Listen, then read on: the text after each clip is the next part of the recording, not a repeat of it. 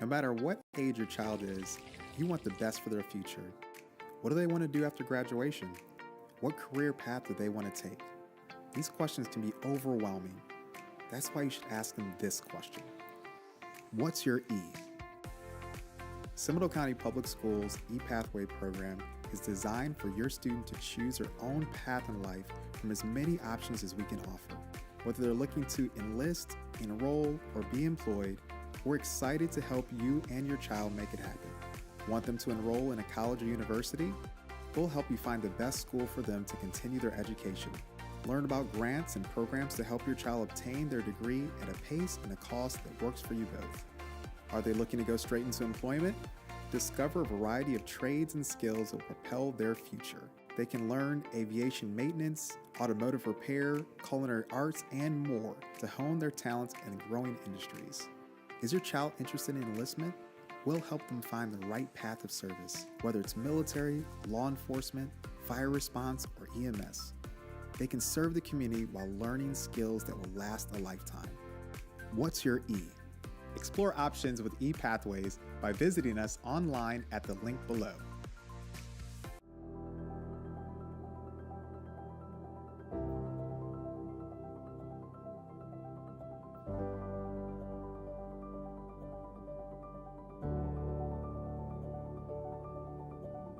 Mr. Cortez, he's a bright young man. When I first met him, he was kind of timid, but I've grown to learn more about him, the struggles that he's been through, the transformation that he's been through in the last 5 months is incredible. I'm actually really proud of him and what he's gone through and how he's changing through my program. I joined JROTC by accident. My guidance counselor suggested it. I didn't want to do it at all, but had to do it. I plan on just joining a semester, and I ended up loving the course, the instructors, every one of my friends that I've made here in JROTC, and my whole high school life is just surrounded basically on JROTC. Cadet Cortez, like I said earlier, he's a lot like some of the students who come in here. He does have a lot of natural leadership ability. I think ROTC gave him an opportunity to use that in a course, in a class with students of his peers. And because of that, he's had a very good rapport with other students, extremely beneficial. It's a great leadership opportunity for him. It's also a great leadership opportunity for people around him to see how he acts, how he takes care of himself and other people. And the leadership that he does, he gets into a common ground with these students and explains how things should be done. They look at him, they don't look at him as he's any different, they just look like he's doing it better. So he's leading by example, which is a perfect example of what we want for students here in ROTC. Well, before JROTC, I was kind of bad kid, rebellious, didn't listen to my parents, I didn't want to really be in school. Joining to ROTC, the instructors taught me discipline, they taught me how to be a better version of myself, and throughout the years I did become a better version of myself, became more respectful towards elders or peers around me. I became more aware of other people's feelings, as well as how to deal with certain emotions of mine and how to lead overall. And he started to excel, and he started hanging around with the right group of people who helped him excel. And in the end, he took his natural leadership ability, accentuated it, and became a leader inside the Air Force Junior ROTC program. So I also wanted to join the Marine Corps because my dad is ill and he has many kids, and I know that it will be a struggle for him to pay for all that college tuition for us, and I just wanted to help him out. So I know that the military helps with schooling, and I just know that I want to make him proud. I want to make him proud that he has an excellent son and that I will succeed. So I think that joining the military and being able to succeed throughout not only military but university as well will be very excellent for myself and for my family.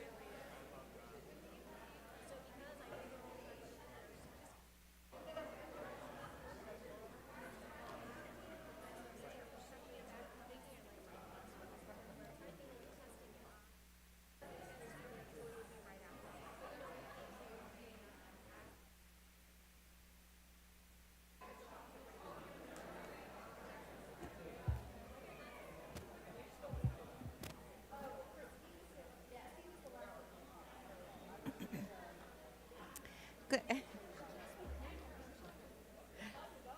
Good evening, everyone. I'd like to call to order the Seminole County School Board meeting for September 5th, 2023. Let the record reflect that all board members are here. Board Member Davis, Member Garrick, Member Penick, Vice Chair Sanchez, and myself, as well as our Superintendent Beeman, Board Clerk Jill Moramis, and Attorney Cole Palmer. This evening, Member Davis, you have the invocation and Pledge of Allegiance, please. Thank you. I wanted to talk about mental health and kindness today. As you know, that I have been through many experiences with the military, teaching, going to school. I worked for a assisted living place. My son has autism, and we deal with mental health issues with him all the time. And now I have a friend who's in memory care, and it's very depressing for her right now. Along with my own experiences, I've actually had some mental health issues on the way, you know, through life, off and on. And it's very important that we take care of one another and we take care of ourselves. When we are kind to other people, I don't think a lot of us thought about it and realized how much we affect someone else when we're just kind to them. I know that, I'll tell you a quick story. My son worked at Circle K, and he was opening the door for people, and they never thanked him. They just walked in, you know, and he was getting frustrated. And I said, you know, did you do this for the thank you, or did you do this just to be kind to someone? And he said, no, I did do it to be kind to someone. I said, then you can't worry about if they say thank you or not.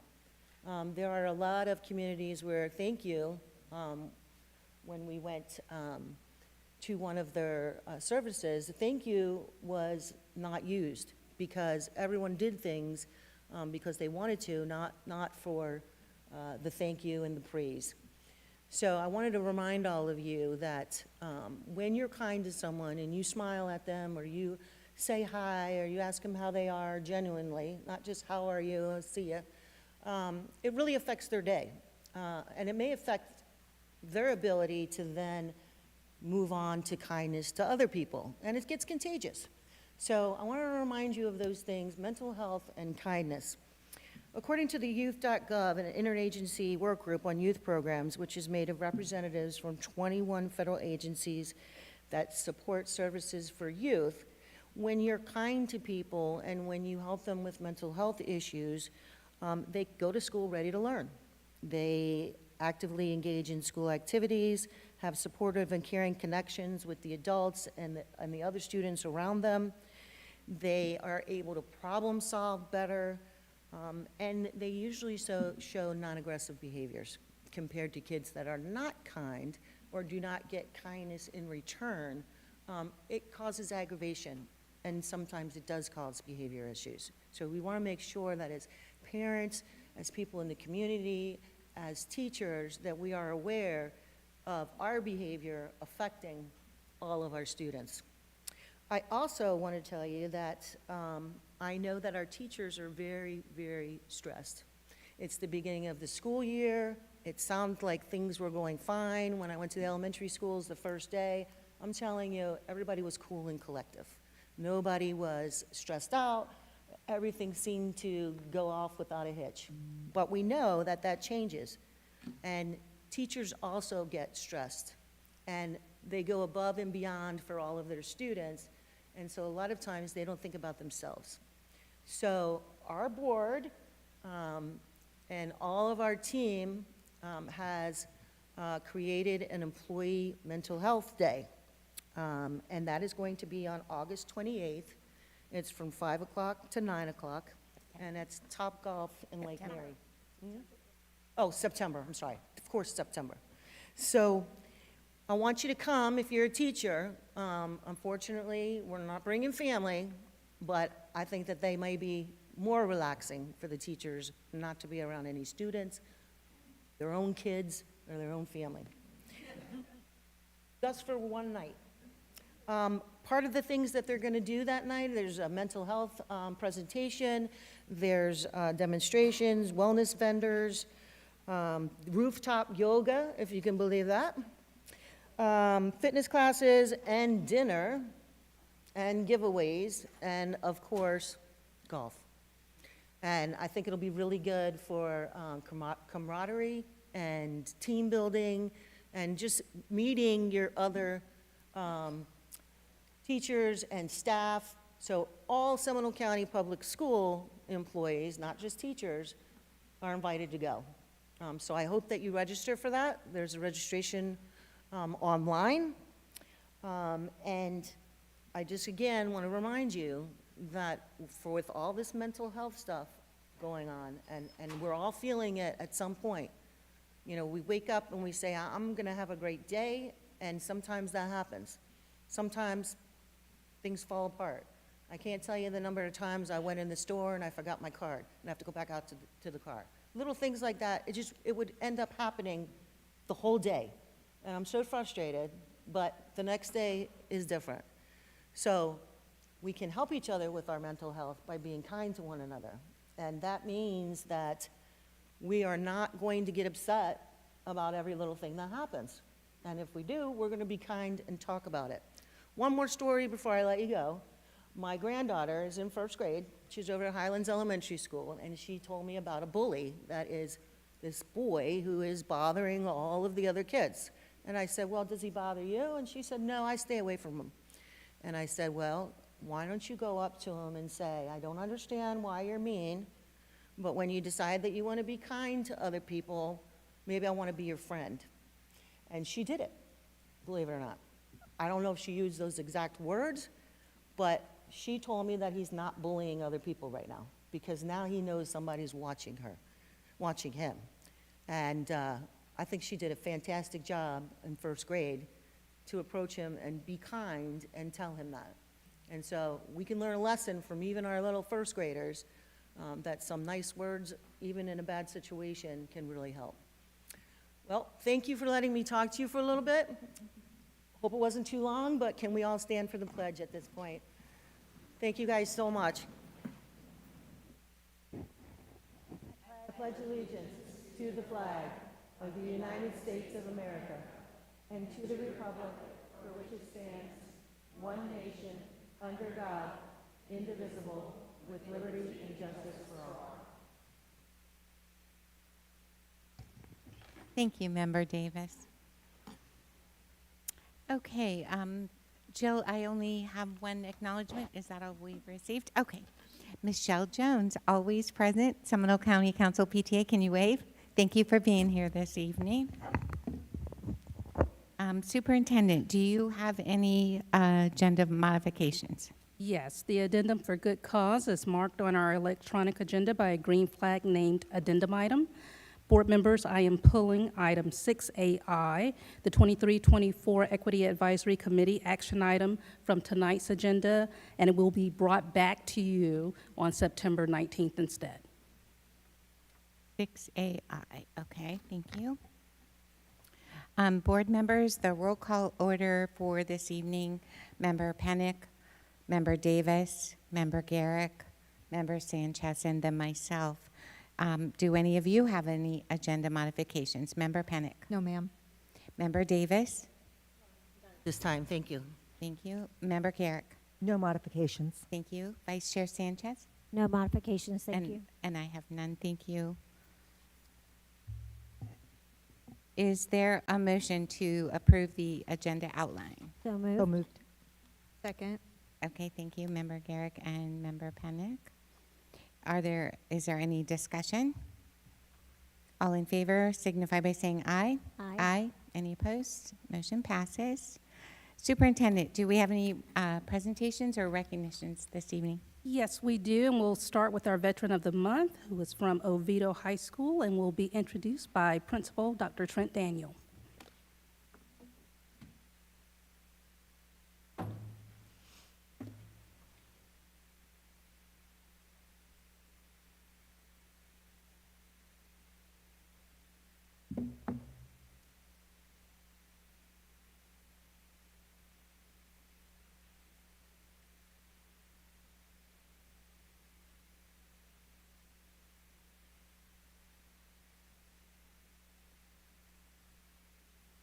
Jessica Jenkins comes from a military family. Her father left college and volunteered for and served on the secret Air Force mission during Vietnam. She has a brother who served in the United States Marines and another in the U.S. Army. Jessica enlisted and graduated from the Air Force Technical School at Keesler Air Force Base in Mississippi in 1995 as a communications computer system operator.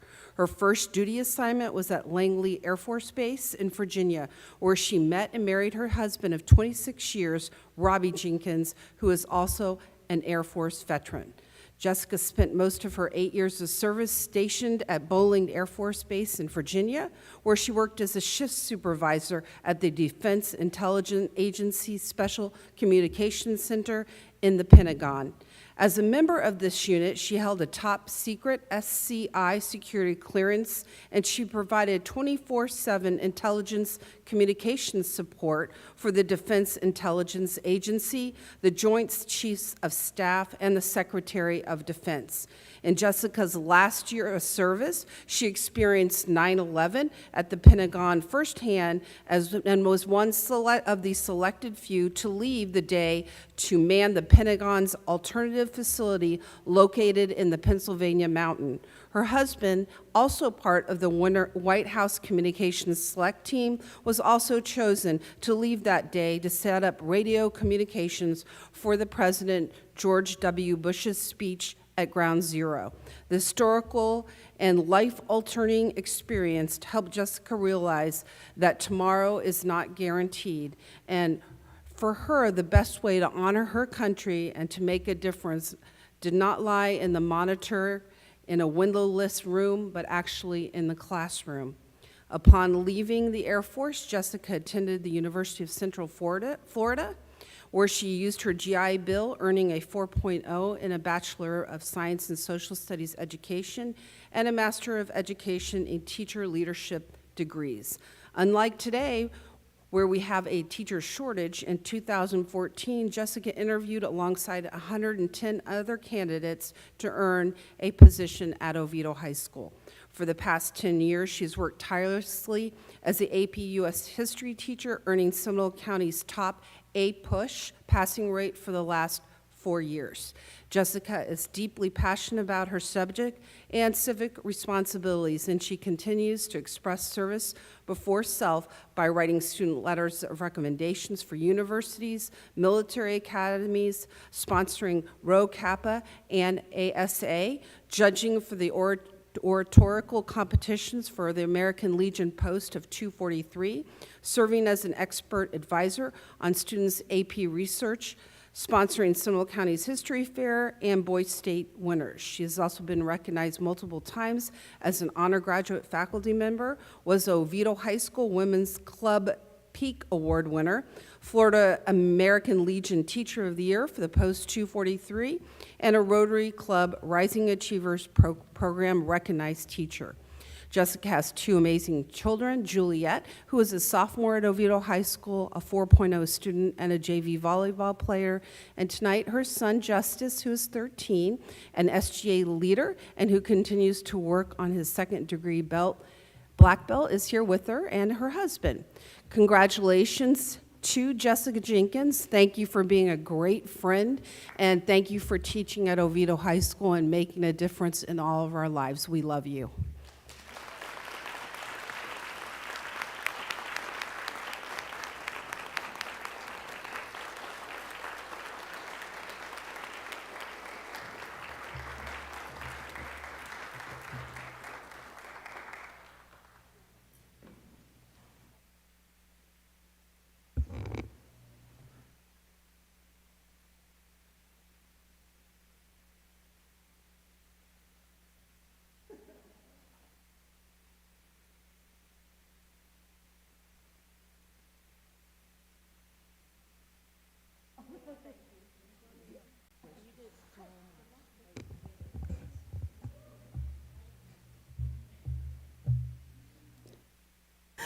Good evening, school board members and Superintendent Beeman. It's with great excitement that I introduce to you the new assistant principal at Millway Middle School, Mr. Brian Turner.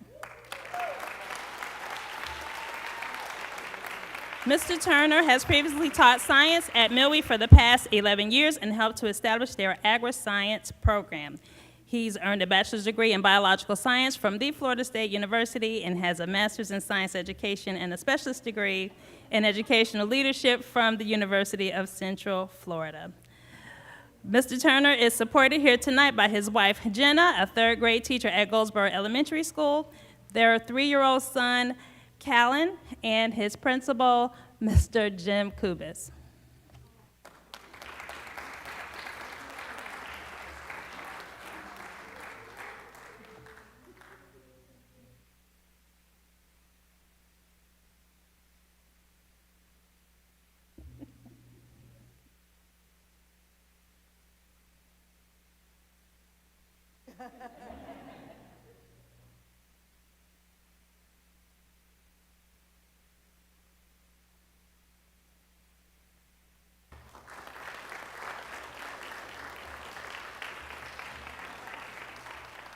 Tonight, we'd like to also present to you Miss Erica Sopel, Assistant Principal at Rock Lake Middle School.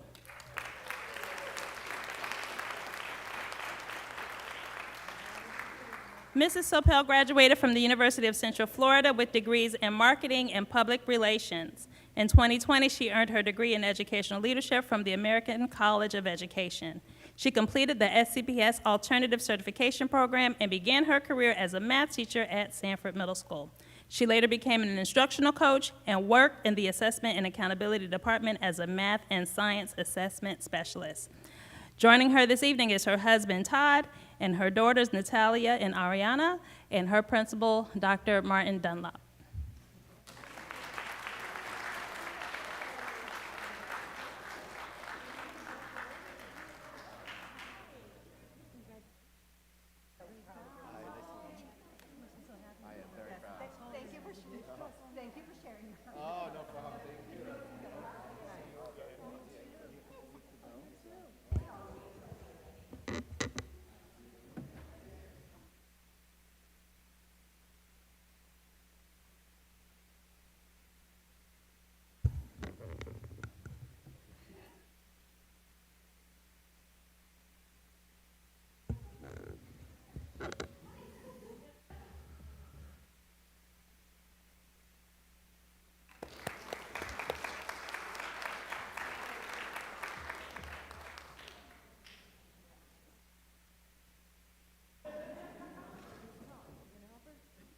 Love the hug, so cute.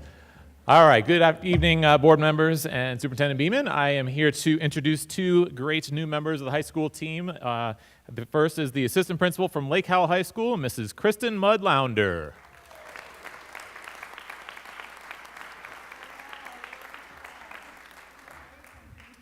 Mrs. Mudlounder earned a Bachelor in Secondary English Education with an emphasis of ESOL from the Florida State University. I know there's a lot of Noel fans out there today. Good weekend for them. After spending 8 years in the ELA classroom at the high school level, she earned her master's in science and in business administration from the University of South Florida and a second master's of science in educational leadership from Lamar University. She previously worked in Tacoma, Washington as the academic dean at Corinthians College before returning to the secondary level as the instructional coach. Ms. Mudlounder is currently working towards her PhD in educational leadership with a focus on diversity, equity, and inclusion from the University of Dayton. Joining her this evening is her husband, Mr. Justin Lounder, and principal from Lake Howell High School, Mr. Michael Howard. Congratulations and welcome, Ms. Mudlounder.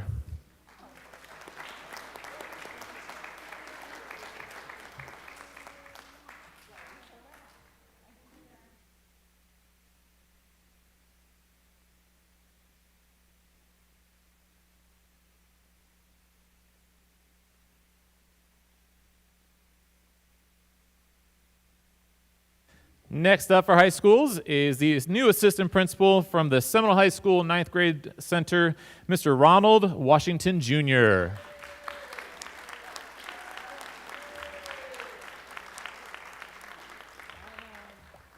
Mr. Ronald Washington has a master's degree in educational leadership from National Louis University. He has a bachelor's from LaGrange College, and in his 20 years of education, he served in the elementary, middle, and high school levels as a classroom teacher, grade level dean, social studies coach, and mentor.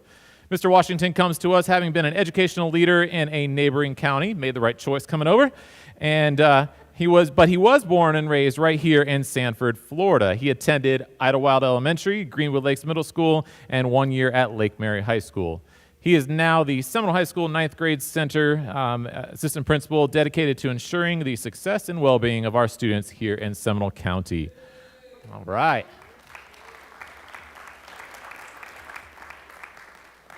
Accompanying him this evening is his wife, Santeria, his children, his mother, his father, and his grandmother, as well as the 9th grade center leadership team, Dr. Jamie Washington, Shalora Smith, and Lydia Cook. Come on up and let's take some photos.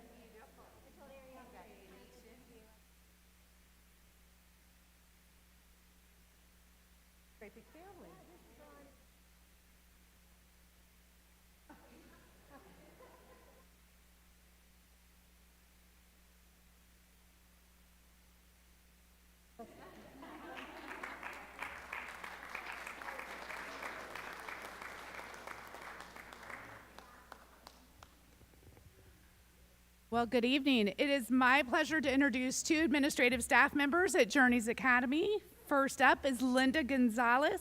Ms. Gonzalez has spent 12 years with us in Seminole County Public Schools. She has a Bachelor of Science degree in Health Education and Human Behavior from the University of Florida. She also has a master's degree in Educational Leadership from the University of Central Florida. Go Knights. She taught middle school math at Rock Lake Middle School for 9 years and then went on to Lyman High School to teach Spanish, Latinos in Action, and Young Women of Excellence. She's extremely passionate about building leaders and implemented the first Latinos in Action program at Lyman High School. Outside of work, Ms. Gonzalez loves spending time with her daughter, Amy Nicole, loves traveling, and loves to sing. She is joined by her daughter, Amy Nicole, tonight, and her proud principal, Mr. Showalter.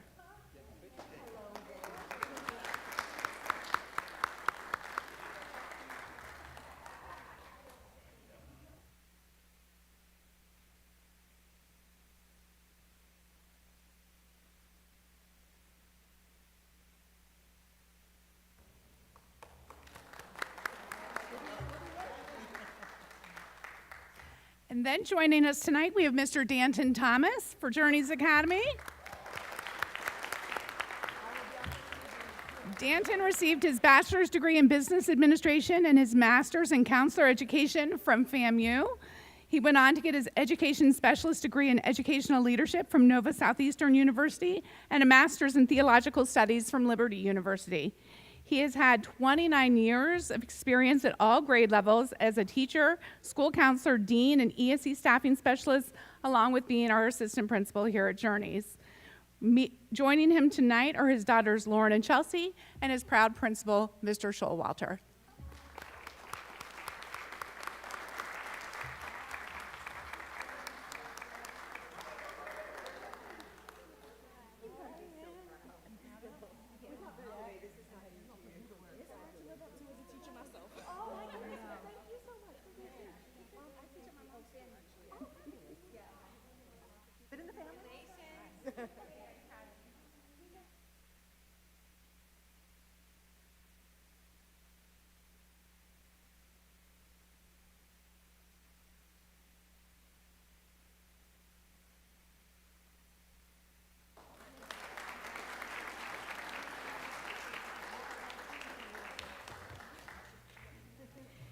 Good evening, board members. It is my pleasure and honor to introduce Ms. Julie Sioka, our new Director of Student Assignment and Program Access.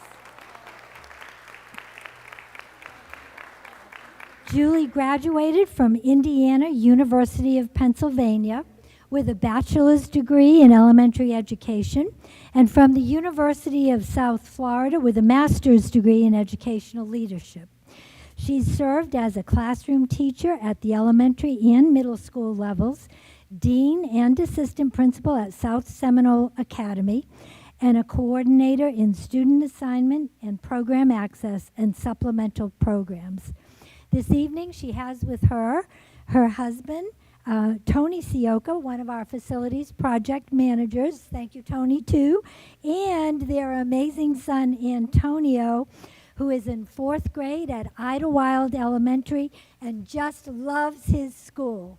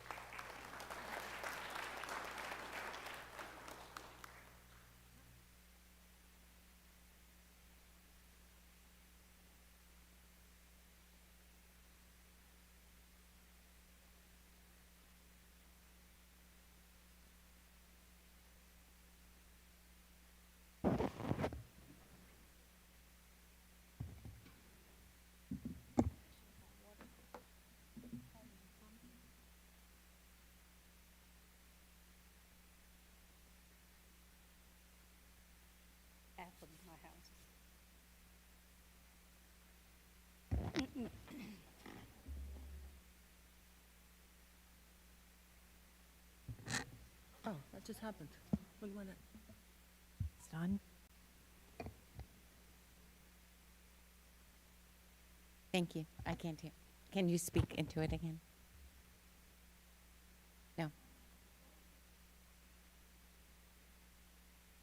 Test. Good evening. Yes. There we go. We're good. Thank you. Thank you, Jill. Good evening, Superintendent and board members. We are so happy this evening to present to you the new Educator Support Team Program, NEST. And you talked about recruitment and retention this afternoon at your work session, such an important topic. And this is the team that has and continues to do awesome work to make sure we not only recruit great teachers, but we retain them. And so I'll turn this over to Beth Pocious, and she will introduce the rest of the team. Thank you, Dr. Cody. Thank you, board members, for the invitation to be here this evening, and Superintendent Beeman. We appreciate the opportunity to update you on this very important project. I am pleased to be joined this evening by Pam Ferranti, who is a member of my team in the Department of Teaching and Learning as a professional development specialist. We are missing her counterpart this evening. Mr. Corey Baker had a previous family engagement, so he's unable to join us tonight, but they are our dynamic duo when it comes to this project. And then we are thrilled that we have we have Jake Novak with us here this evening, and then we have some new educator support team members from Greenwood Lakes Middle School. We have Emily, and then we also have Tykeem. All right, very well. And they will each address you with some of the updates that they've experienced throughout this program. We did begin this program back in the 2021-2022 school year, and the impetus is just what you heard from Dr. Cody and what we have known for a long time, that it is very important to retain our high-quality educators, especially taking a look at the support that we provide them in their first 3 years of their profession. We spend a lot of time looking at data, looking at retention data in specific. You'll see on the slide that we had some data from our own internal specialists that we've been tracking. We have a 5-year and a 7-year retention data spread that we are pleased to share with you this evening. The annual turnover rate, as you see, is noted between 14 and 26% over that span of time annually. We also share that we have a 5-year retention rate, which is 35 to 49%. It is important to note there is national retention data that we can at least review the research and the data from that level. We have one solid statistic point from 2018 that we share with you this evening, that national 5-year retention rate sat at 56% retention. So we know that it is not a direct comparison to what we have going on here in Seminole County Public Schools, but we're excited to share with you some of the data that we've gathered within our own program this evening. So we look forward to sharing that with you in a future slide here in a few moments. Included in our original why was a strategic plan commitment, and you'll see our reference to System Initiative F that requires us and calls on us to have a 10% improvement in teacher retention under KPI 1B for that system initiative. So that is our commitment and our why. Our goals and program outcomes, again, to support those new educators within their first 3 years of their professional practice. We want to improve not only the volume and quality of our new teacher PD, but we want to improve that so that the instructional quality in the classroom improves in the name of increasing student achievement. Our culture across support for new educators exists across every SCPS campus, and the program also calls on us to develop teacher leadership through collaboration and ongoing collegial interactions.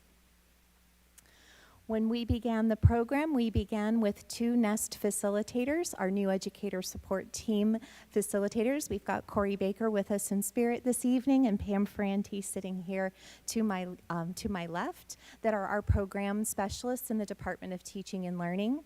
Our NEST lead teachers are hand-selected by their principals to serve in this capacity. They get 1 NEST lead teacher per school, and the NEST lead teacher earns a stipend each semester of $1,250 per semester. Additionally, on each campus, the new educator support team members include a variety of people who just have a vested interest in wanting to support and really envelop those new hires with their consideration on their campus. And you'll see on the next slide, last year's data that was obtained through survey of our 62 lead teachers showed us what that breakdown looked like across all of our schools. Proudly, our administrators spend a lot of time working with those new educators support teams directly, and you'll see reference to many teacher leadership positions, including our instructional coaches, people who have been trained by our UF coaching program, which you have heard for many years has a long-standing success, and you can see their representation here supporting the new hires on campus. Team leaders, and then our induction mentors are the team members who support people in their first year who are coming to us from some of those alternate pathways. And then, of course, we also have other veteran teachers who are just interested in helping others, and they join those teams on a regular basis. So I'm going to turn this over to Ms. Ferranti, who will lead us through a little bit about the NEST programming. Thank you, Beth. So our lead teachers, once they're chosen by their administrators, initially attend a 2-day training. That training includes a multitude of strategies to support new teachers, resources, and an opportunity for them to collaborate with one another and talk about how they will go about supporting new teachers on their campuses. Following that initial 2-day training, NEST lead teachers attend monthly meetings with Corey and myself. At their monthly meetings, they have opportunities to talk about what's positive happening on their campuses with new teacher support, where their struggles are. They help brainstorm ideas to address struggles with one another. They also create for us at the beginning of each school year a year-long plan. And in their year-long plan, they sort of map out what are the key elements that they're going to support, how they're going to support teachers over the course of the entire year, including coaching cycles and observations and a variety of different strategies they know they want to happen based on where the teachers are along the phase, the continuums that all teachers go through throughout the course of a year. They additionally have to submit to us each month a detailed monthly plan. In their detailed monthly plan, they enumerate the variety of activities they're going to use to support teachers that month, and they identify all the team members at their school site who have volunteered to be part of their NEST team and who will provide which individual supports for which individual teachers. And then finally, all of our NEST lead teachers have an opportunity to attend a quarterly PD with Corey and I. Those happen in the evenings. They don't get an additional stipend. It's incorporated into their semester stipend.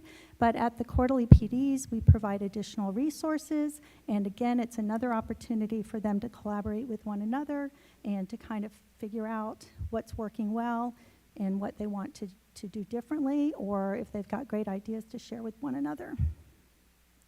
This is an example of one of those amazing monthly plans. This one happens to come from Mr. Novak's school, from his amazing NEST lead teacher, Tiffany Roberson. And you'll note that on this particular lesson plan, her monthly plan that she turns in, she's included multiple additional people on her NEST team, including Mr. Novak, and kind of given us a description of the kinds of activities she's planning during the month and how she will process those activities with the new teachers. So one of the requirements that we asked our NEST lead teachers to do is to not only come up with an activity, but to make sure that it's not a one and done opportunity, that the new teacher has a chance to reflect on their practice, and then the NEST lead teacher or the other member of their NEST team would go back and have a conversation with the teacher and talk about how is this change in their practice impacting their students. The new educators themselves also have programming within the NEST program, and that begins with a 2-day summer new educator conference.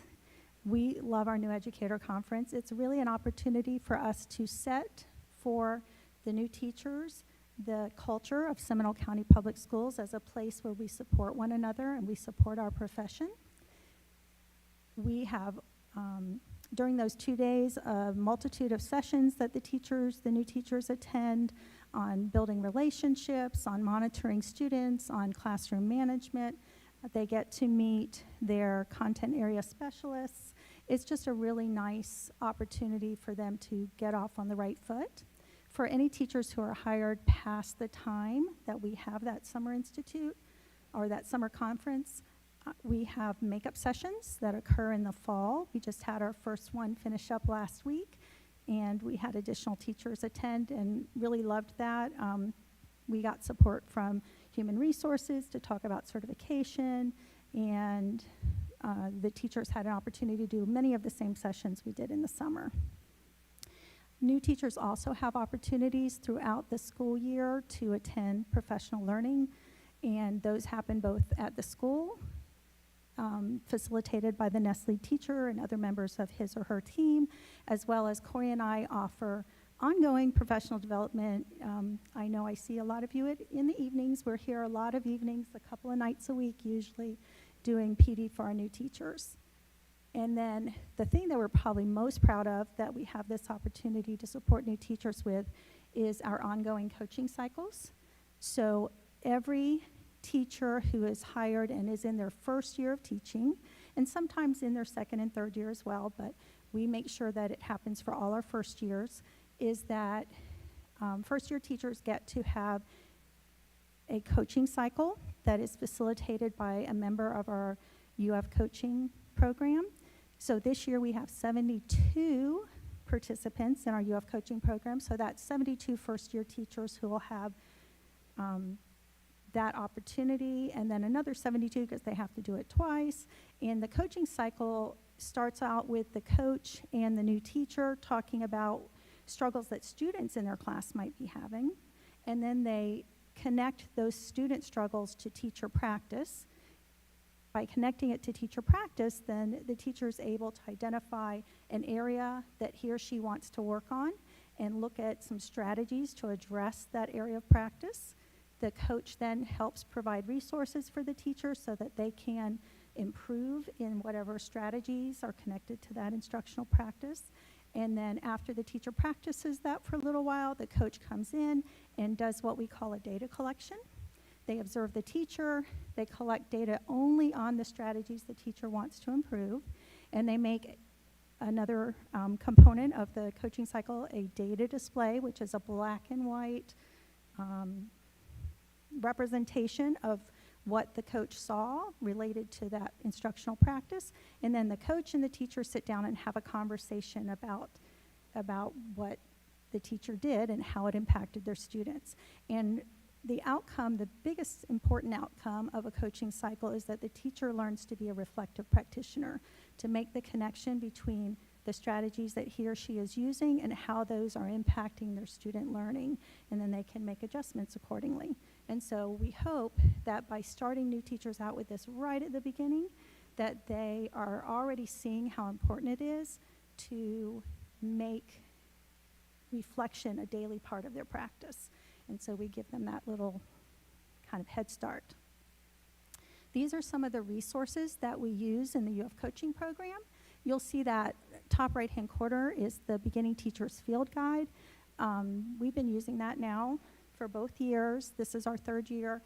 Teachers love that text. And it's really written from the perspective of where you are along the continuum of your whole year of teaching. And it offers real strategies, instructional strategies, as well as self-care strategies. So to Ms. Davis's point from earlier, it gives teachers that opportunity to reflect on how can they take care of themselves as they're going through these different phases. Particularly, it's hard being a beginning teacher, and there's a lot to overcome. And so that particular guide does both of those things, and our Nestle teachers take most of our teachers in year one through that text, almost like a book study. And then you'll see a variety of other resources that we also use and provide in the program. Here's just a quick overview of some NEST numbers. You'll notice that we do have 62 Nestle teachers, one for each of our campuses. We also have approximately 200 teachers each year. There's a plus sign on this year because we're still doing makeups, and so it's going to be a bit higher than that. You'll also notice that we have consistently kind of been growing the last couple of years, and we don't have a number yet for the total number of new teachers supported this year because we're still hiring them, but we will by the end of the year be able to give you that. Beth mentioned earlier that we give end of the year surveys. We give them to our Nestle teachers as well as all of our new teachers and our administrators. So we just have a little bit of data. This particular survey was 2 new teachers, and last year there were 228 new teachers who responded. Those would be teachers in years 1 through 3 who have been receiving NEST support. And this, according to those respondents, is the areas in which they received support. And so you'll see both the percentage and the number of teachers out of the 228. You'll see a lot of them had opportunities to participate in coaching cycles. A lot of them were they also had narrative pieces to this survey, so a lot of them responded how important it was for them to have opportunities to connect with other new teachers, and they found that very supportive. And so that's another opportunity that's provided through this program. And this is probably our favorite piece of data. We were super excited when we saw it. So there is a national survey question that I stole from the New Teacher Project that asks teachers to reflect on their likelihood of staying in education over the course of the next 5 years. And so the beginning of the end of our first year of NEST is on the left. We had 191 respondents, and then last year we had 228 respondents, and we asked them this same question. We were super excited the first year we gave it because we felt pretty proud that 59% said very likely, and another 36%-ish said somewhat likely to stay. But then when we did it last year, we were thrilled that we were moving the needle, attitudinally at least, in the positive direction. So even the lowest bucket moved up a little, and then we had a lot of folks, percentage-wise and number-wise, because we had more respondents, but a lot of folks moved into very likely, which we are proud of because there's a lot of research out where it says the opposite in terms of attitudes of teachers. And again, this is just for teachers in years 1 through 3, so we're very proud of them, and we hope that if this comes to fruition and these folks do actually stay, we can easily meet that 10% goal that we have. So we're really looking forward to future data. And then this is just a quick snapshot of some of the new teachers enjoying each other and some of the ways in which they're highlighted and supported at their schools. You'll see the field guide there. Teachers really do love that book. And now it's time for us to share, and I'm going to pass the mic on to Mr. Jake Novak, is the principal at Stenstrom Elementary.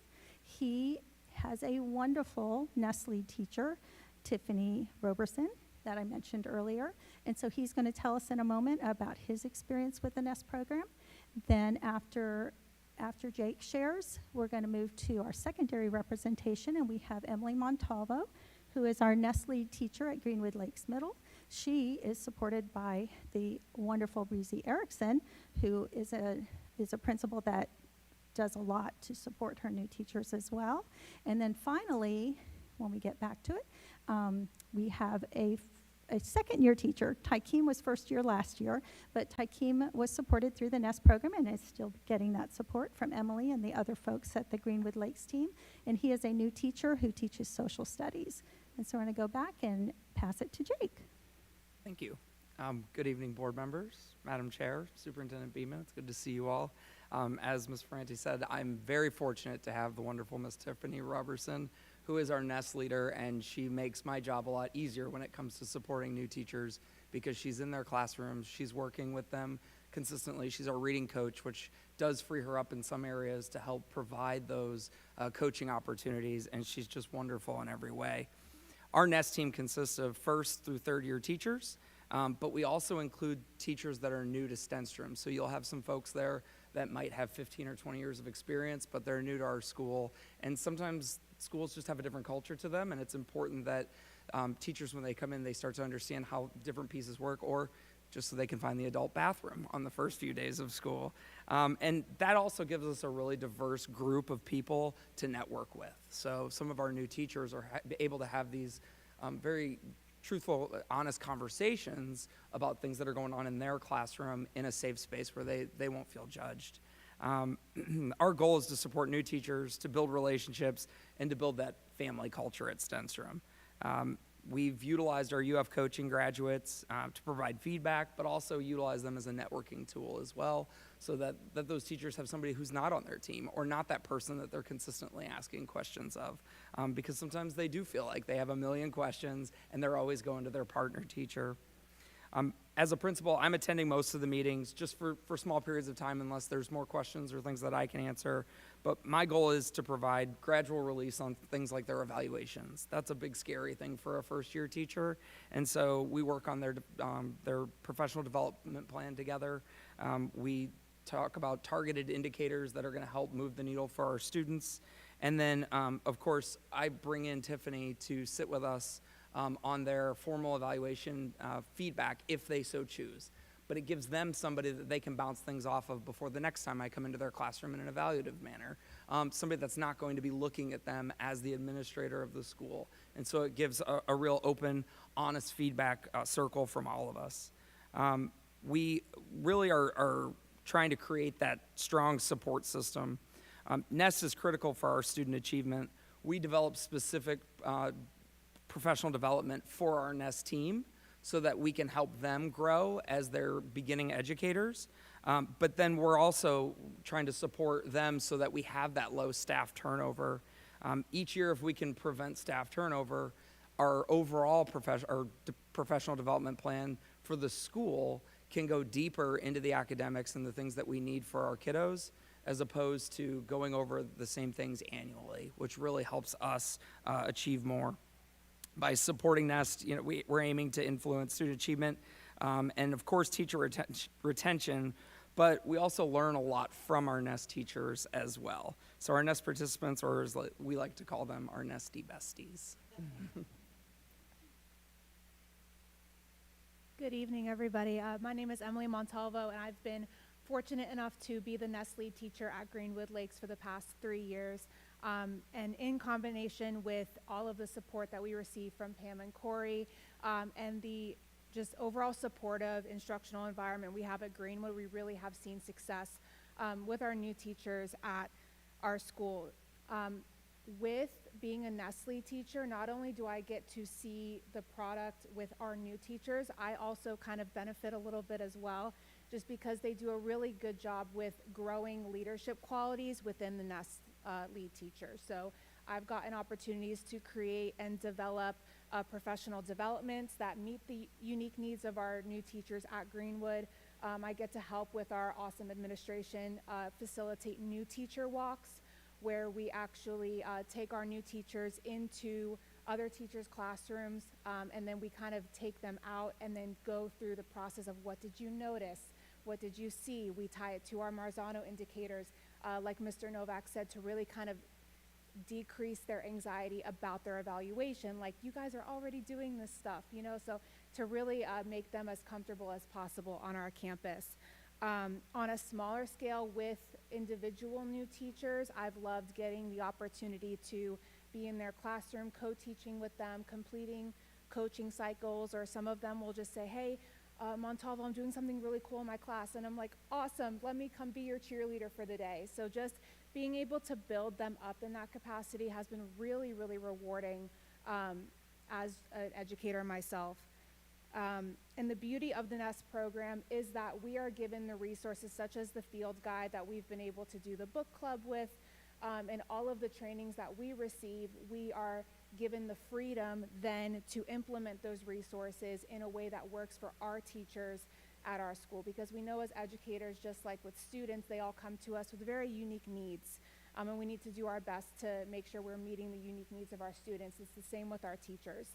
If we want them to grow, we need to meet them where they're at, and so in combination with the Nest program and the way we support our teachers at Greenwood, it's been very beneficial.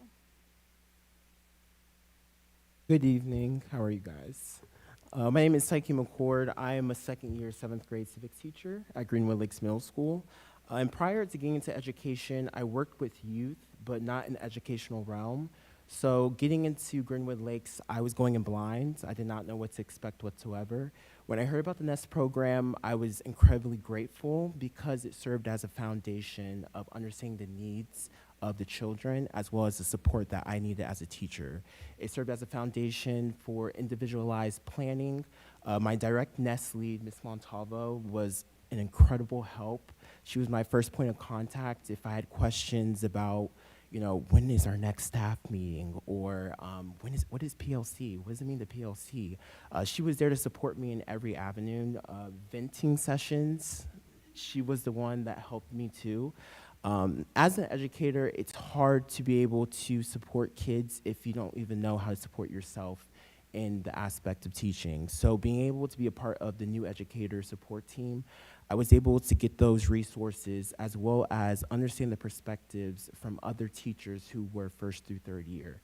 Sitting in those book club meetings while going over the field guide, I was able to understand that, I have a bad day. As a teacher, I'm having a bad day. That's okay, going into work and feeling like I'm stressed, it happens, but it's the way that you move past it that matters. And I'm just incredibly grateful for Nest, because if it wasn't for the program, I don't think I'll be sitting here today speaking with you all as a second-year teacher. Sometimes I wake up in the morning, I think, I'm a second-year teacher at Seminole County, but I feel like I've been doing this for a while. I go in confidently, I grow relationships with students, and I just really want to take the time to thank Nest for this experience, as well as Greenwood Lakes Middle School, because they help support me in so many ways and be able to build that culture, not only with the students, but also with other teachers as well. So thank you so much. Thank you, Takim. You are our why. So we appreciate your voice here this evening. And Emily, thank you so much. And Mr. Novak, thank you so much for sharing your stories. Thank you, board. We truly appreciate the opportunity to give you a program update and an opportunity to hear some of the voices from our program leader and from the leadership in Seminole County Public Schools that continues to believe in us and the work that we do. We know that you're a huge part of that, and we sincerely thank you. Board members, Member Pennick. Well done. Thank you all for being here, taking time out of your personal lives, your personal night to come and speak and share updates. For you two, I'm curious. I love that I've loved this since the beginning, but I love stats too. So I'm curious if you have gone to the original class of new teachers and kind of tracked them, maybe through HR, through retention, and see if what we've done has been successful.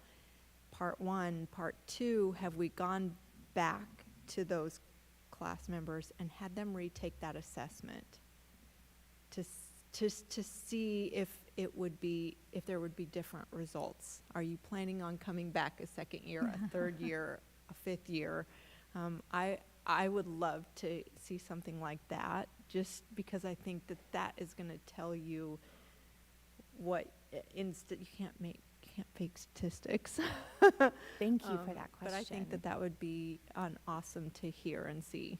Appreciate the suggestion, and thank you for the question. I know Ms. Franti and Mr. Baker have done, they've kind of tiptoed into that since they just concluded year 2 back in May. Pam, was there anything that you wanted to add to that?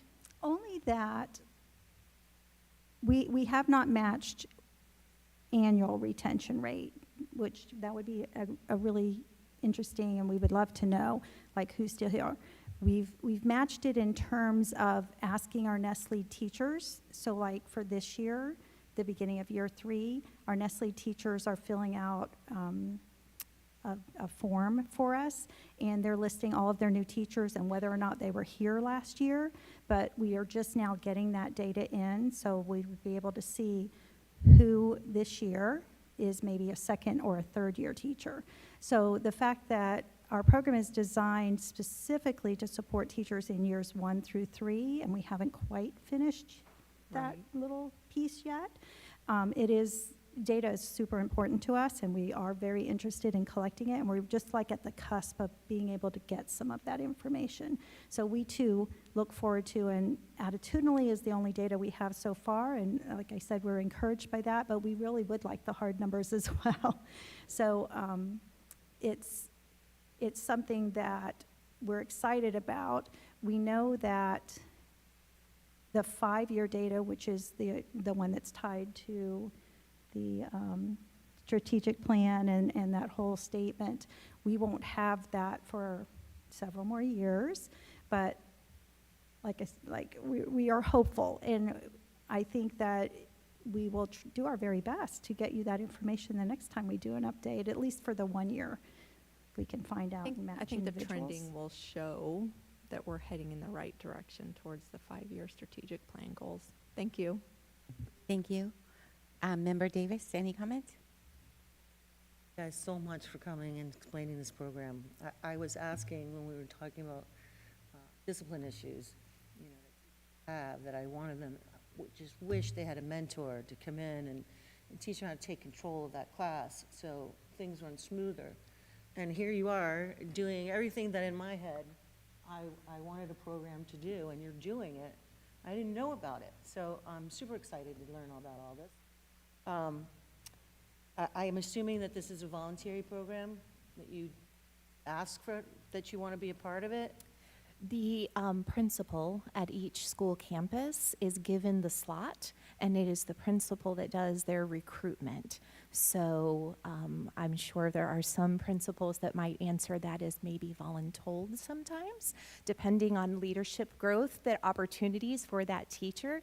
But it is absolutely not a requirement for someone to participate in NEST. We find that our principals select people who really have a heart for the work, which is what we're looking for. All of this, is it confidential? the conversations that And the assistants, like how many times they ask for help, and, what trouble have they experienced in way that they teach, or their materials, or their planning. I would hope that this is all confidential, right? This doesn't go towards their evaluation. Nobody knows about this, right? I mean, they know they're getting help, but they don't know what's really going on. Is that correct? That's correct. Okay, perfect. And then my last question is how do, well, I guess you sort of answered. I want to know how they find out about this. Can they ask to be part of the NEST program if they're not recruited? Absolutely. They are invited. One of the program components that we have built in, and I say Pam and Corey have built in to the training that they hold with those NEST leaders, is how to make sure they're finding and identifying all of the new people on campus who do need that support. And of course, they lean very heavily on the recommendation of their administrative teams, so to make sure that they're identifying everyone. But absolutely, those NEST leaders are encouraged, and I know you heard Mr. Novak share, that even sometimes veteran teachers who just would like to be part of the process are invited in. And thank you so much. I have a question for Ms. Montalvo. Oh, while you're doing this? I'm just coaching. Okay, so you're just going over there, and you're available almost every period, right? That's amazing. I can't even believe this program is happening and I didn't know about it. And this, you had assistant and coaching during your first year, now your second. I'm new from November, and this team over here, ladies, has walked me through all the way. If I have a question, we have to deal with so many different things that I need to ask them, and sometimes I don't even ask them, they know, and they just come to me. Tell me something. I'm new as well, and I can appreciate the coaching and the help from the more experienced. Glad that you got a chance to be part of this, and for all of the support team over here. It's just amazing. I love it. Thank you. Member Garrick, any comment? Yes, I wanted to say I had the opportunity. Well, first of all, thank you. It was outstanding. And our two on the end, we know it takes a special talent for middle school. So I'm glad that you are sharing your talents and your youthful energy with that population. And I'm told that once you're in, you're in. When you're in middle school, like that is your place. So thank you both. I had the pleasure with Dr. Cummings at the beginning of the year visiting quite a few schools on the first day of school, and we stopped into many new teacher classrooms. It was, as you said, a diverse and dynamic group. They came to us from all walks of life. Some people had come from the private industry, some had just graduated college, so it was very fascinating to see them step into education and to hear their stories. And I love your full circle moment to say, yes, we have to meet students where they are, but we also need to meet teachers where they are. So that was something that I will take with me. Thank you. Also, I had an opportunity to stop in at the New Educator Conference. Again, very exciting. The Janan Hodges as the speaker was just golden. She's fairly new to our district, but a long-term educator. So that was a very exciting way to kick it off. I did have a question. You had referenced having the book club for the field guide. Are the rest of the resources also included, or are those just suggested? So the resources, the majority of those resources are provided to the NEST lead teacher, and so then the field guide is provided directly to the new teacher. Okay. The new art and science of teaching books are provided to any new teacher who is alternatively certified and comes to one of the evening PDs that Corey and I offer specifically for those folks. And so we take them on a book study of the art and science of teaching, which is all the pedagogical information that they have never experienced. And so that's a really good opportunity and well received for them. So they all get that book. The rest of the books are mostly provided to all the NEST lead teachers, and they infuse them into the support that they offer. Fantastic, thank you. And also, Ms. Ferrante, I know you sent out an invitation for the UF coaches last spring to invite us. If there's an opportunity that wouldn't breach confidentiality or make a new teacher feel unnecessarily nervous, I would love the opportunity to stop in any open forums, whether it's sitting in on a book club. I look forward to getting that field guide and seeing it might be my next career.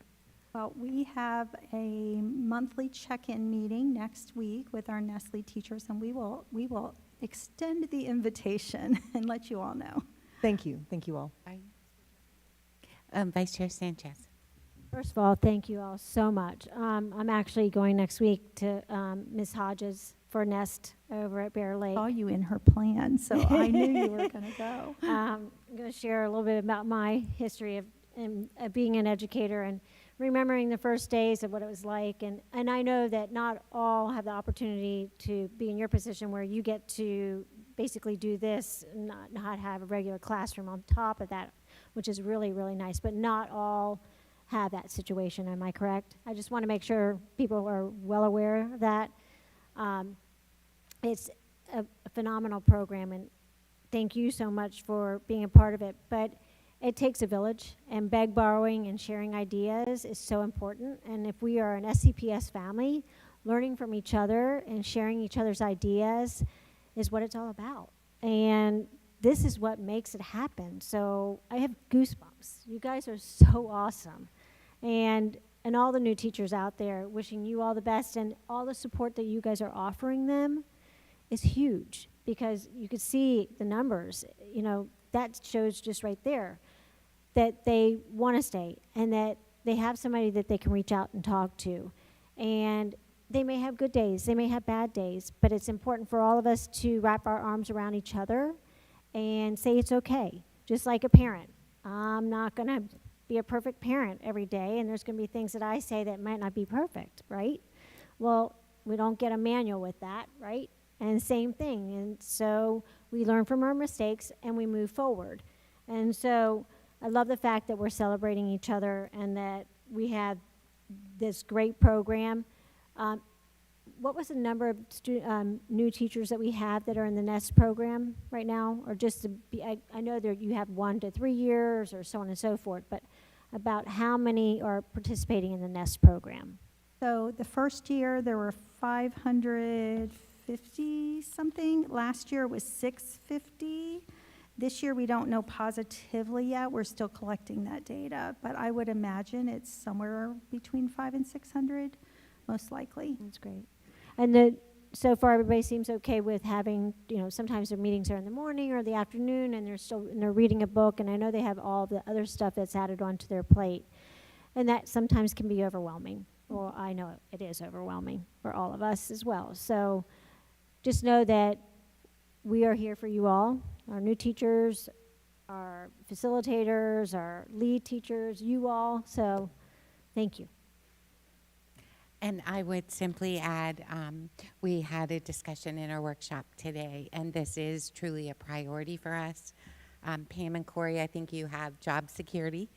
We're thrilled to have this program and these supports. I too attended this summer, part of the New Educator Conference, and I also serve on the foundation board, and they too are supporting you all with giving free shopping at Tools for Schools for first-year teachers. I appreciate you spreading the word about that, and thank you all for all that you do. We're so lucky in Seminole. Thank you.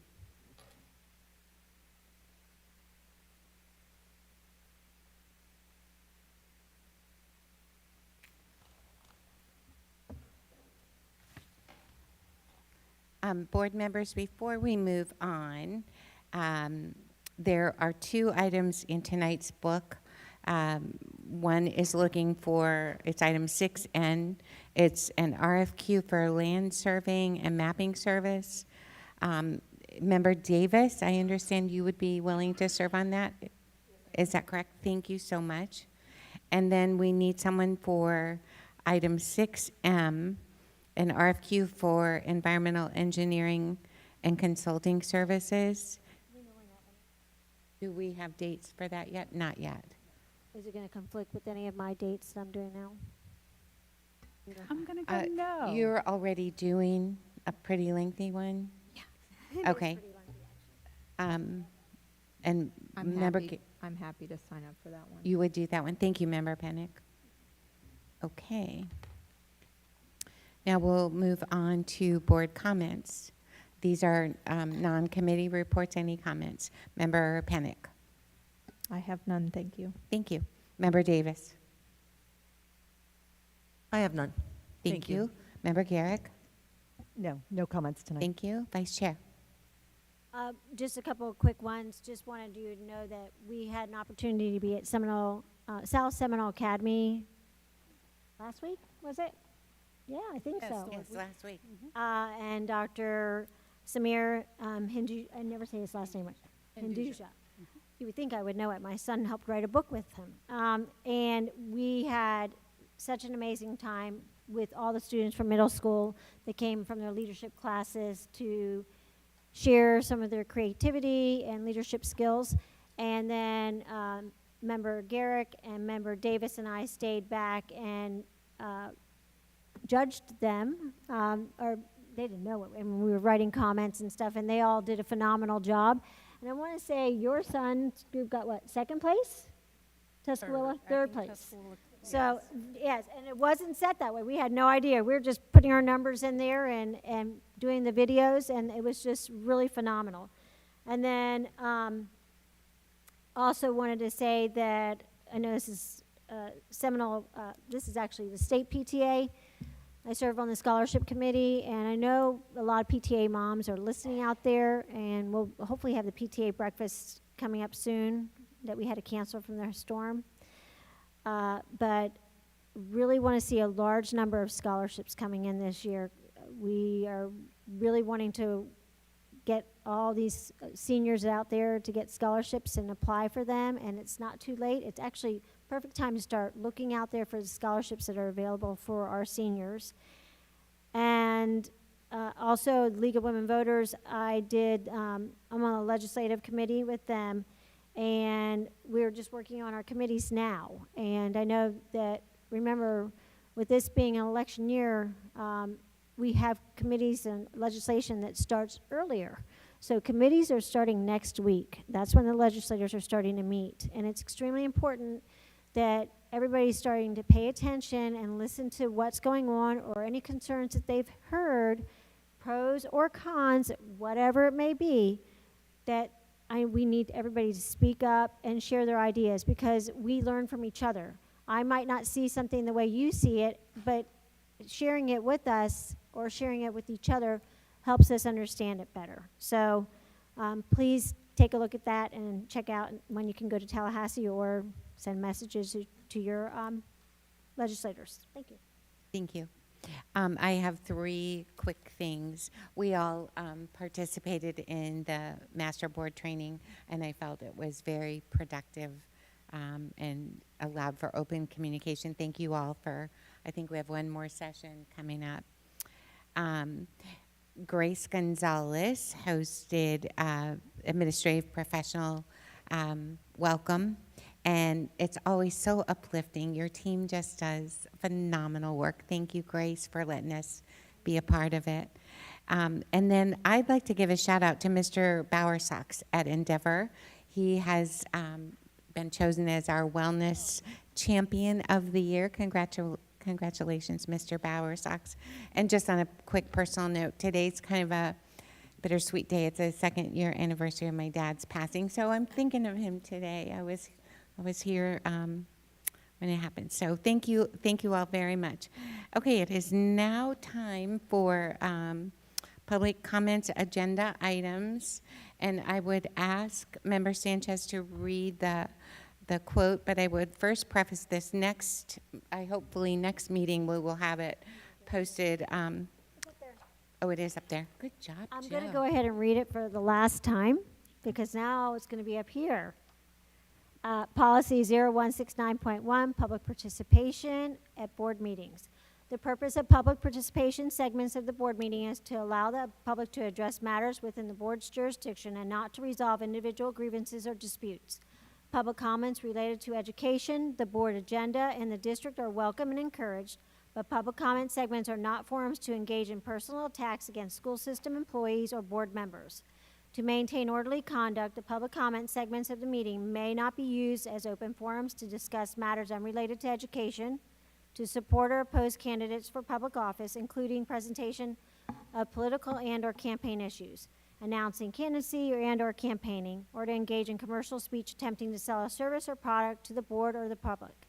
Nor are they forums to address matters involving disciplinary actions of any kind, pending claims, complaints, or litigation against the district or district personnel. Public comment segments are durations as follows. Agenda items are limited to 3 minutes. One group speaking on one item, 6 minutes. Speaker must remain on topic for agenda item. Non-agenda items limited to 2 minutes. Speakers shall direct their comments only to the board and may not address the audience or other speakers. No speakers may yield his or her time to any other person. Generally, substitutions of speakers will not be allowed. Thank you. Thank you, Vice Chair. Madam Clerk, I only have one. Is that correct? Okay. Nina Sandberg.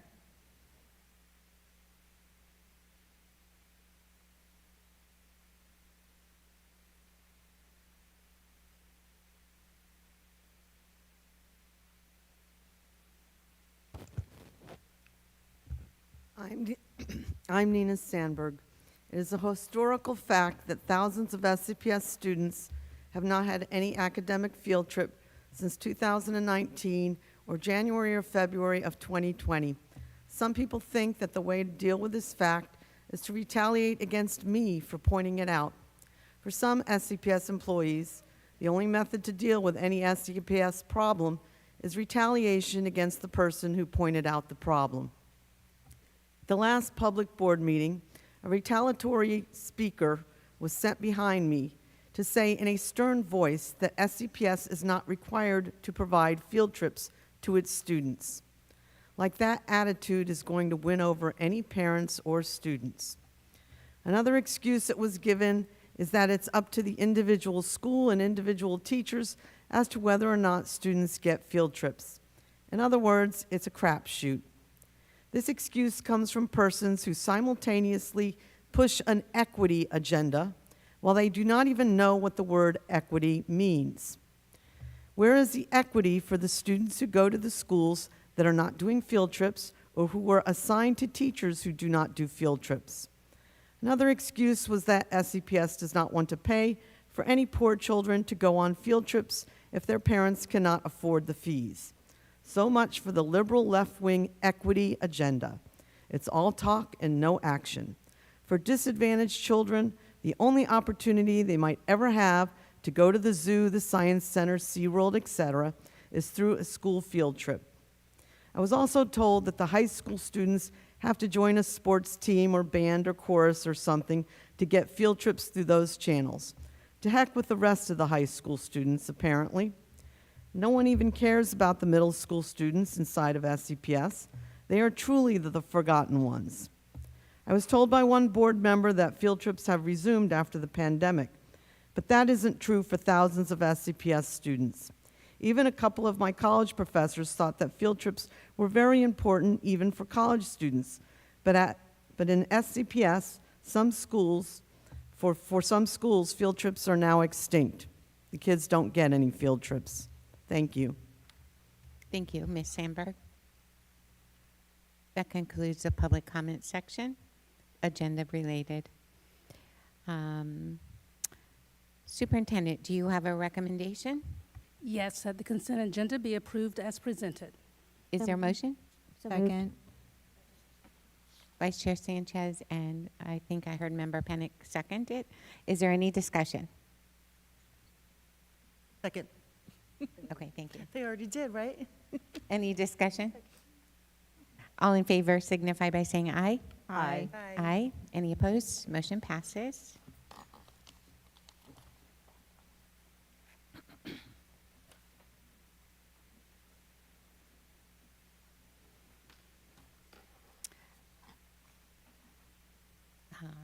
Next up would be the superintendent's report. Okay.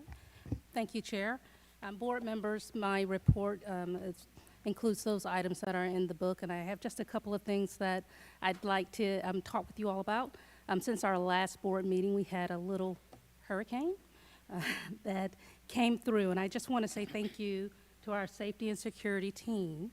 In cooperation with our cabinet and all of our principals, we were able to do prep and assessments afterwards in a very efficient manner, and a huge thank you to our county team led by our Seminole County EOC Director, Mr. Alan Harris, who I will just say prioritizes our ability to continue to operate schools along with the safety of the issues that we're facing in our community in a way that allows us to make sure that we are able to operate for as many days as possible in these events. And just want to say thank you to him and to our team, our county team as a whole, for prioritizing schools as we are having those discussions and making those decisions. I would also like to wish Miss Minnie Cardona happy 37th year with Seminole County Public Schools.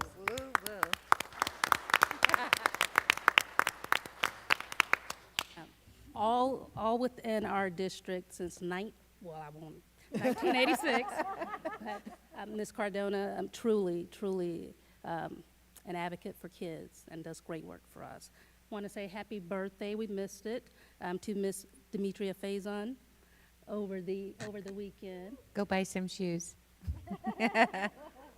And our team has gotten better over the last couple of weeks because we have one of our own coming back to help us in conjunction on our safety and security team. Mr. Rick Francis, who was our captain, has been promoted.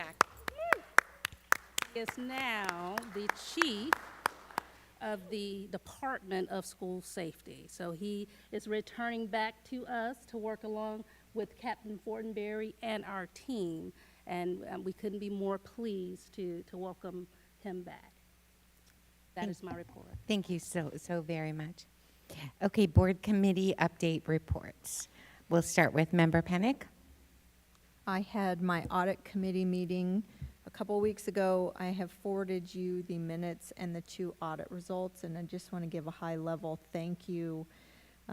One of the audits was on the stimulus funding, and the auditors gave a huge kudos to Jamie Minetto and her entire team, saying it was one of the cleanest audits that they have performed on ESSER funding audits. So kudos to you and your entire team. Thank you, thank you, thank you.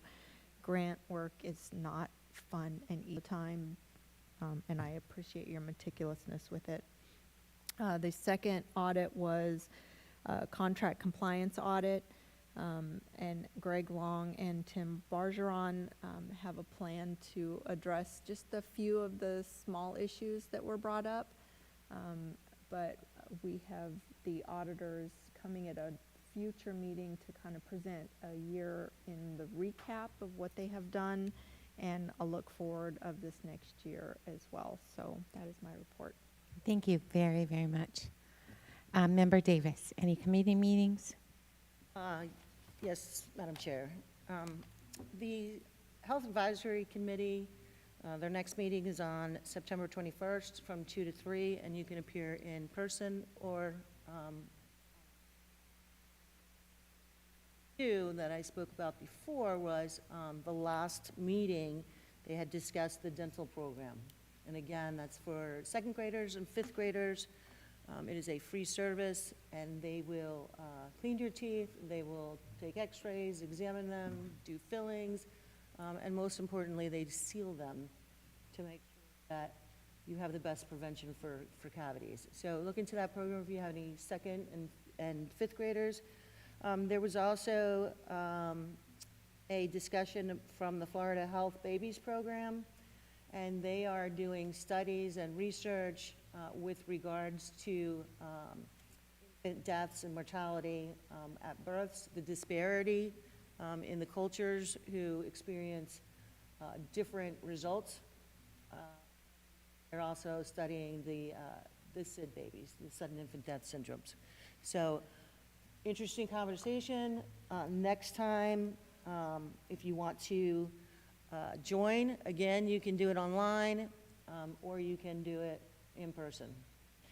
The next program is the Seminole County Children's Cabinet, and then this is a committee that gathers together multiple teams and task force together to find services for our kids. They may include helping the family with domestic violence. They may do nutrition programs. They may do clothing.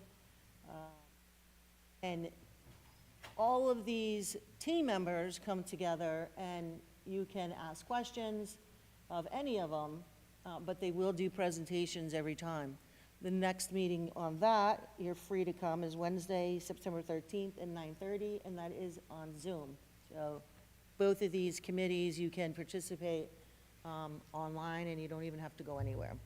The next one, according to our school attorney here, who got the email and I didn't, they're going to have the Harvest Time International do a presentation on how they collect food, how they distribute the food, how they concentrate on nutrition and things like that. It's probably going to be very interesting. So if you want to check that out next time, or any one of them, I think you're going to learn a lot. You'll also get many connections. That's it. Thank you. Thank you very much. Member Garrick. I had the opportunity to go to the Sanford District 2 Commission meeting, which is at the Velma Williams West Side Center. And it also is online, so if people aren't able to get up to Sanford, it's a wealth of information. Talks about some Sanford-centric resources, as well as county-wide resources, including health screenings and a variety of support services for folks in need of food, shelter, all sorts of great things going on up there. Also, Superintendent Member Davis and Communications Director Sirkovich and I had the opportunity to go to the Sikh Society of Central Florida to be their guests. They had collected hundreds of backpacks for needy students, so we were able to collect those and bring them back. We were also able to stay for their religious services. It was really phenomenal to make those direct relationships with the Sikh community. They are 100% supporters of our public education system and have a heart for service. So it was great to make that connection. Also, I had the opportunity to sit in on the Crooms Business Advisory Committee meeting. I see one of the members here today. Great connections being made up there. And when I was in Sanford for their Chamber of Commerce, they were talking about businesses hosting students for internships, which is Dr. Shankar Harold's wheelhouse. So if you own a business, if you know of a business, and you can help give our kids some hand-on experience, reach out to the ePathways team, and they can tell you how to do that.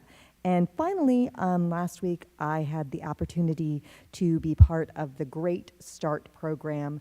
Some of you may know I've got a passion for our earliest learners, always passionate about language and literacy. So I was lucky enough to be invited by the Director Emmons and Tanisha Wells-Eason over at Barnes & Noble, which is one of our book partners.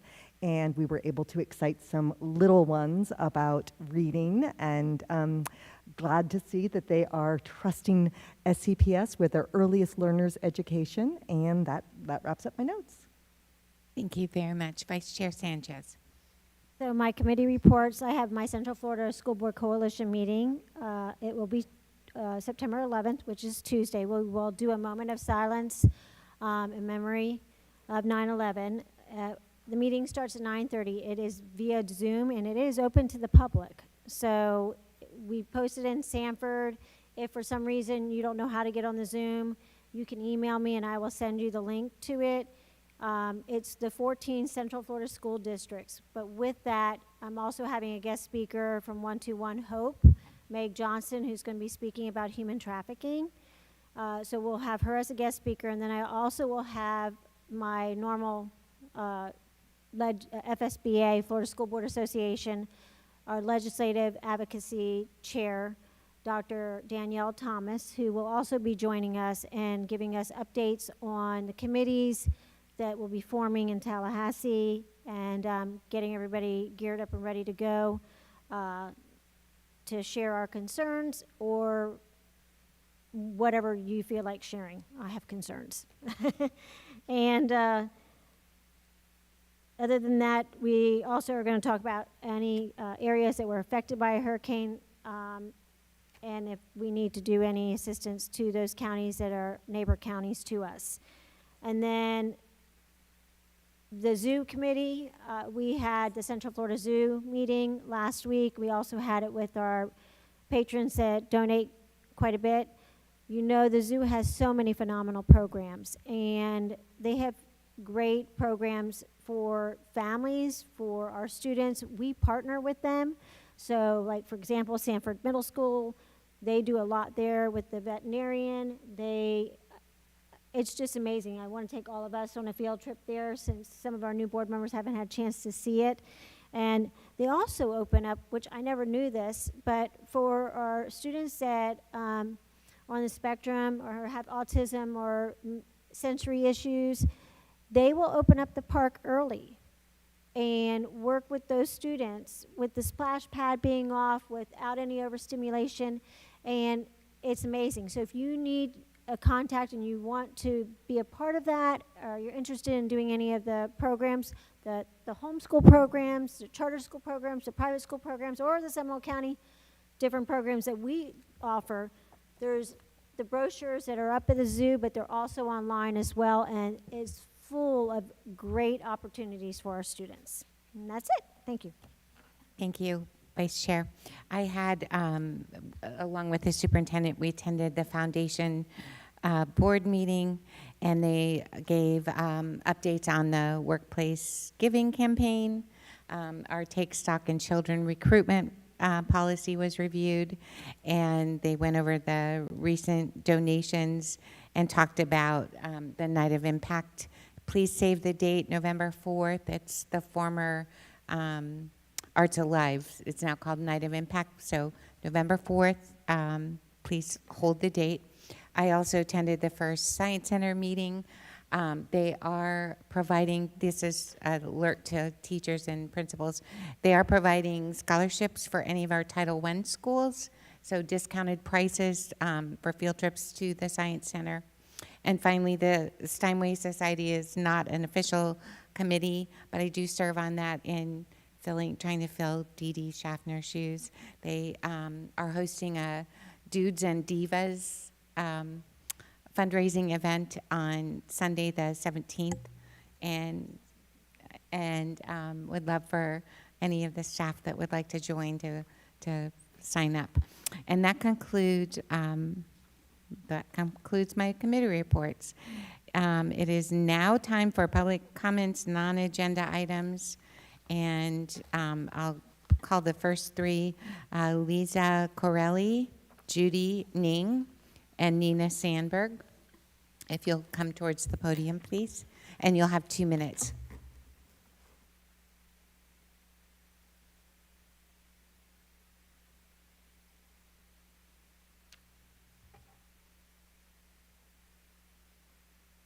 Good evening. Hey, thank you very much. My name's Lisa. My concerns are on the AA business program at Lake Hall High School. This is my second child to go through the program, and unfortunately, I've just seen a really huge decline in the program. There's no yearly orientation for these kids to understand the program. They're treating these kids like they're 18, 19-year-olds in college. They're 14, 15, 16, 17, 18-year-olds.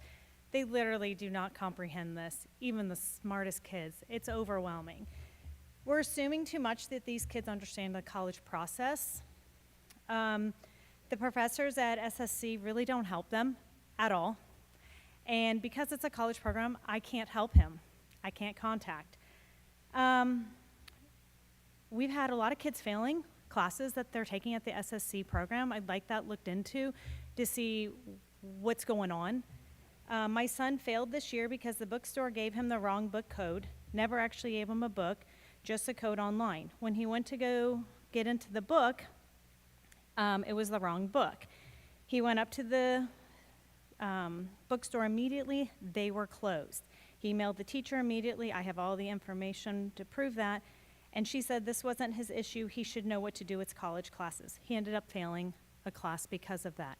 There's no liaison. There's no help. His advisor said there's nothing I can do. We feel very lost. There's no FERPA for us to sign like I did for my college student in college, where I then can contact the school. The advisor at Lake Howell used to be one for there's 10 kids in the program. They've split all the kids up, so now the kids are being put in all different classes at different times instead of them all 10 kind of going through the program together like my son in the first program did. So that needs to be looked at also. And I will email you guys all my information from here tomorrow so that you have it, but it is a really big concern and just some undue stress for these kids, and it's really upsetting because I think it's a great program because it's been great for my first one. So Thank you very much. Very much.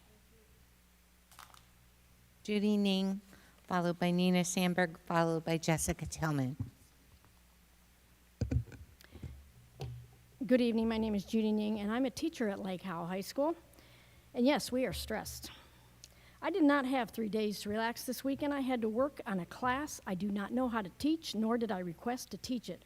While an uncertified teacher teaches a course I have spent 25 years advancing through professional development and experience, a subject I have a passion for. Since the last meeting I spoke at, there was another veteran teacher quit at my school, another science teacher. I'm quite certain our new young teachers, and there are many, see what the veterans are dealt as we age. I hardly believe this is what they want for themselves 25 years down the road.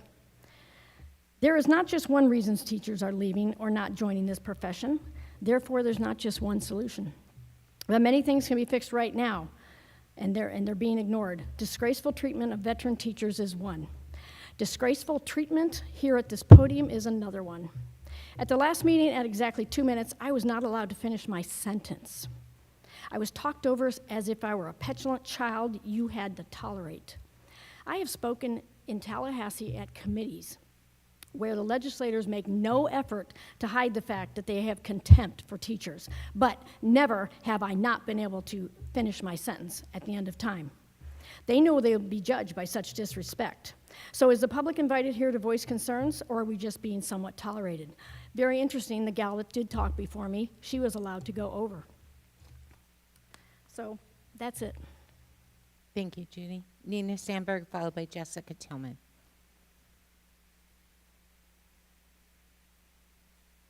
Public comment time needs to be turned back to 3 minutes. I'm Nina Sandberg. Algebra Too Soon is a middle school educational malpractice where an administrator pulls a student off the traditional math track and forces the student to take pre-algebra and/or Algebra 1 a year early without taking the prerequisite math courses first. The child is expected to simply skip an entire year of math and move 1 year ahead with no problems. Very often, the child does not have the grades, test scores, work ethic, or academic history for such a move, and the administrator is setting the child up for failure. Administrators seem to do algebra too soon in order to get fake bragging rights or in order to fill empty seats in the pre-algebra and Algebra 1 classes.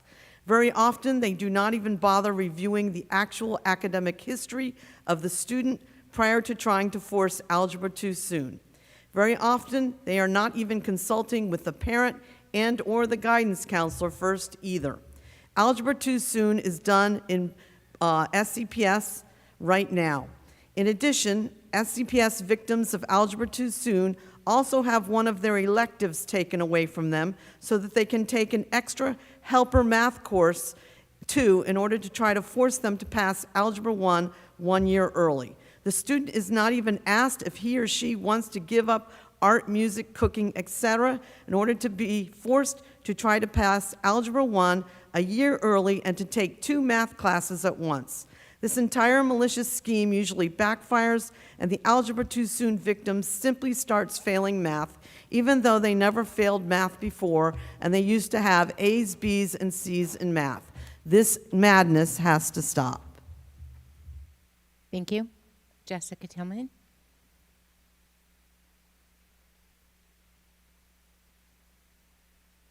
Good evening. My name is Jessica Tillman. I just want to say that I commented on the NEST program last year, and it's really great to see the growth that is happening within the program because the teachers really do need the support. So it is great to see that program growing, and I would also be interested in the statistics of if it's helping with retention as well. I also want to say thank you for accepting our book review. We look for a speedy resolution on that, and we'd love to partner with you to streamline the process for future reviews. I also, what was it? There was a third thing. Oh, the pocket constitutions. Thank you for approving the pocket constitutions. We did do the pocket constitutions last year also, and going into the schools, the staff really enjoys it. Like, they are so grateful for it, and I'm happy to do it again this year. Thank you. Thank you very much. Just before we adjourn, I'd like to thank our staff once again for your help during the hurricane prep and afterwards, and to the county, Mr. Harris, Alan Harris. Well done, sir, and we're glad that we were spared. Member Vice Chair Sanchez was looking for ways to support those other districts that were hit, so maybe we'll have an update at the next meeting. And with that, this meeting stands adjourned. Thank you all for being here.